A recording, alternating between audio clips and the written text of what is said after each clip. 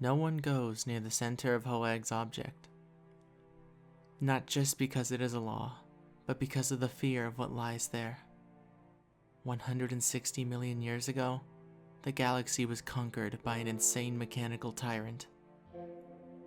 This tyrant was plagued with hallucinations of a life bathed in blood and fire. The tyrant sought answers to the riddles in its mind, which brought him to the center of the galaxy. No one truly knows what happened that day. Some say the tyrant is trapped inside a black hole, waiting to once again return to conquer. Some say the tyrant is dead and never to return. What is known is that on the day the tyrant reached the center, a dragon from beyond space and time appeared and did battle with the tyrant. But after that day, neither was seen again. The tyrant's warriors keeled over and fell to pieces, forever drifting in the eternal. All that remained were rifts in time, possibly growls from the beast that lurks at the heart of the galaxy. Is the story true? Perhaps it is a legend or a folktale used to scare children from looking themselves. Perhaps it's a cover story dreamt up by the elusive elite of Trenforia to control the masses. The truth, however, may not be so simple as you might think. Okay, come on, Ostream. You face bigger challenges than this. Okay, no, maybe I have... Oh, hey! How's it going, kiddo? Did you have a good day at school? You know, you don't actually need to go, right?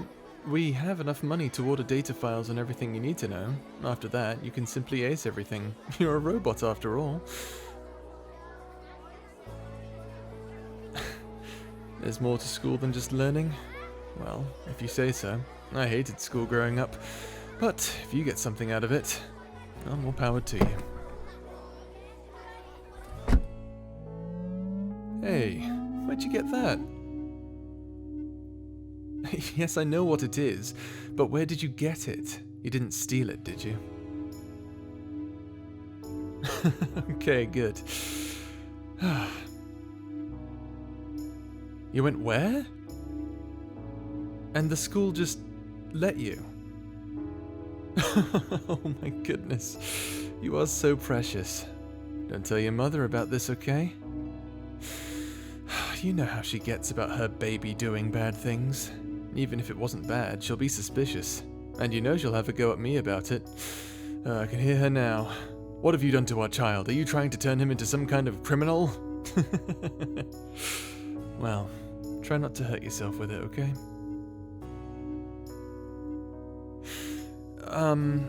You want to listen to some music? Of course. I forgot you can just, tune into radio stations in your head. How silly of me to forget that. Oh, it's nothing. Forget it. Let's just go home.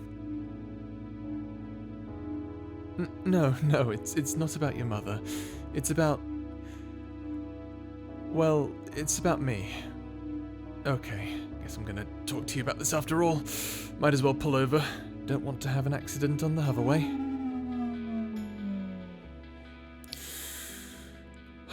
Right, how do I explain this? Not good at this sort of thing. Please, be patient with me. You know how Dad has big muscles, right? Yeah, and you know how you always like playing with Dad's muscles? Okay, used to, I'm sorry. Well, there's a reason for that. You see, I have a very rare condition. Not many other Aperans have it. You've probably never even seen someone like me. Well, it's a disease. One of the side effects is bigger muscles. That's right. Typically, parents are tall and skinny, but not Dad. Dad is big and muscly. He can take on the world. Oh dear. But yeah, it's a side effect of the disease. The doctors had some scientific name for it, but I think the basic name for it is muscle maturation disorder. It makes my muscles mature faster than the rest of me. It's why I'm so bulky. The downside? Well, my muscles don't stop maturing. They'll grow old fast, and then I won't be able to move, and... Let me ask you something. You, do you know how old a parents live to on average? That's right, the average is 50 concordic cycles. But for me, the disease, it cuts my lifespan in half. I'm going to die by the time I'm 25. Yes, that is what your mother and I were fighting about earlier. She doesn't like to think about me dying. She hasn't ever been able to accept that this is what will happen. I'm sorry we were fighting. You shouldn't have to hear that. How old am I now? How do you not... Of course. We always kept my birthday a secret. All it did was remind us of how long I had left. Well, I'm 23, as of today. Yeah, today's my birthday. Yeah, that means I have around 2 years left. Am I scared? Well, I was, but I guess I just got used to the idea. I was only 8 when I was diagnosed. I've had a lot of time to think about the... Hey. Are you crying? You are, aren't you? Oh, kiddo, I'm so sorry. Oh, come here. That's okay. Oh, dear. I didn't mean to dump all this on you. Oh, what have I done? Come here. It's okay. It's okay. Come here. Oh.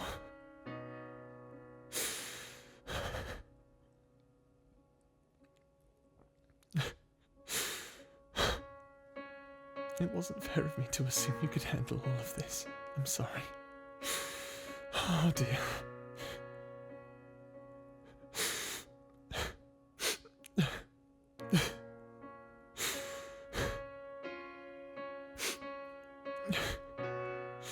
There. It's okay. I'm still here. Daddy isn't going anywhere. Okay? Oh, you poor thing. What have I done, huh? Some dad I am, eh? What dad in their right mind makes their kids cry? Oh. Happy birthday? No, it's fine. I'm not offended. It's actually been a while since anyone said that to me. Thank you, kiddo. I love you. Gotta wipe my eyes. We gotta get home. Won't be able to see the road if I have misty eyes. Oh, I'm okay. You okay? No, I didn't think so.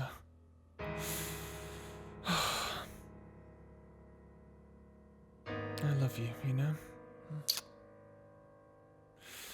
I'm not going anywhere, okay? Be right here, okay? Come on. let's go home.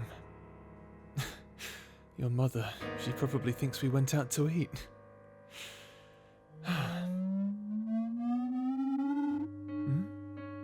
Of course you can ask me a question. How did we meet? Well, let's see. We were in military training school together. We were both around 10 cycles old. I remember those days. We all had so much fun. Oh, of course it was military training, but that didn't mean we weren't going to have a good time. I remember playing this game with my mock squadron. I forgot how it was played, but from what I remember, it was my turn, and I had to get with the next girl who walked through the door. And that's when we saw her. She was what you would call a rebellious child and a bit of a bully. Not her fault, to be fair, but when your family has high expectations for you, well, you tend to take it out on others. My friends really didn't know what to expect. They even offered me the chance to back out, and let me tell you, they never offer something like that. To me, though, when I saw her walk through that door, I was in love. I said to myself that I was the luckiest apparent alive. I remember telling my friends that she was a knockout for me. My friend Ivan, you know Ivan, he's our doctor. But anyway, he said to me, "Oh, she's a knockout all right, in the sense that she'll knock you out." Did she? Well, I suppose in a sense she did. But I was gonna get to know her regardless. At first she thought I wanted to fight her. Maybe make her see that I was the alpha or something weird like that. You should have seen the look on her face when I asked her out. She was so confused. I took her to this music festival that was happening in downtown Herolest. The Hearth, I think it was called. There was this song that was playing there. I believe it was called "This Is Not My End." To me, it sounded like an epic and fun, exciting and dangerous. Like a story was being told through music. But her, it was sad. I didn't find out till later, but her family were killed that night in an explosion. You've probably heard about it. It was in the telecasts and everything. The terrorist attack on the Coatl Apparent Alliance. Her family were supporters. She only just found out before our date. So clueless back then. I'm surprised she even came with me, but she's always tried to be stronger than she is. After I found out what happened, I considered breaking up with her. I knew my disease would just bring her more heartbreak, and I didn't want her to suffer any more than she had. To my surprise, though, she didn't want me to leave even after I told her. Ever since that night, we chose to live fast, to do all the things people say they're going to do but don't.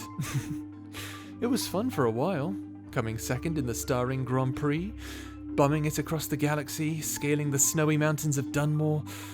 We even found a shaman there once. He seemed to know everything, but then he claimed to be a space pirate from the future. So who knows? Maybe it was all lies and flukes. Then we went to the junk planet Shornatis. That's right, that's where you were born. At this point, we had been running around for 7 or 8 concordic cycles. I was noticing the effects of my disease more and more, but your mother, well, she either didn't see them or actively chose to ignore them. Maybe both. That's when I came up with the idea to build you. Because one thing I wanted to do more than anything was raise a family and settle down. Well, because so little was known about my disease, there was always a risk of it being able to be transferred genetically. I didn't want to have a kid if they were going to go through the same fate I was. So I used the scrap around us and, well, I made you. Tell me something. Do you remember that day? The day I brought you online? You were so cute. Your little power couplings, your ear sensors. Oh, I'm glad we kept them. Makes you look approachable. Boop. Come on then. We're home now. Oh, and before I forget, I have a request of you. Now, You know I don't like treating you like a robot, because you're my child, and you'll always be more than just a robot to me. You are hope as well. Hope for her. And I have one primary directive for you. It's the only one I'll ever give to you. Please, take care of your mother for me. She's always struggled with knowing I'm dying, and I fear she'll be in a dark place without anyone to turn to. So, just be there for her, alright? Thank you, kiddo. I love you. And I always know I can count on you. Well, can't sit around in the hover car all day. You coming in? You need a moment? I understand. It's a lot to process. Well, don't take too long, okay? I'll see you inside. And just one more... Oh, you're awake! I can't believe it worked! Oh my goodness, okay, it's alright. Oh, I say, come here, buddy. Oh, look at you, you're so beautiful. I know, this world is a strange place to you right now. I understand. There you are. Now, all I have left to do is adjust your paracerebrum and give you a name. What shall I call you? How about... Cerebellious.